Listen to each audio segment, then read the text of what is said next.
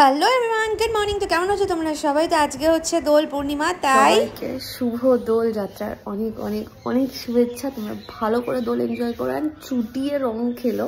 এরপর আমিও সকাল সকাল আমার যে গরম জল খাওয়ার রুটিন এভরি মর্নিং সেটাকে ফিনিশ করলাম। অ্যান্ড দেন ঠাকুর ঘরে চলে গিয়েছিলাম নমো করতে। আর গিয়ে দেখি কি মা কি সুন্দর করে ঠাকুর ঘরে সমস্ত ঠাকুরগুলোকে সাজিয়েছে।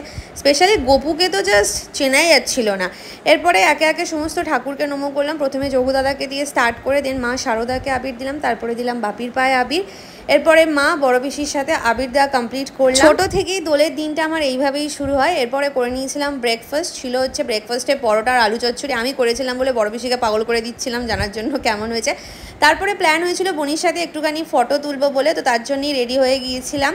আর বনি আসতে না আসতেই শুরু হয়ে গেছিলো আমাদের নটেঙ্কি। সেরকমভাবে আর কিছু ভিডিও আমি নিতে পারিনি। আর যা যা ফটো তুলেছিলাম সেগুলোর মধ্যে থেকে কিছু তোমাদের সাথে শেয়ার করলাম। আর এরপরে আমার যা হাল হয়েছিল সেটা দেখার জন্য কিন্তু নেক্সট পার্টটা মিস করো। Bye bye.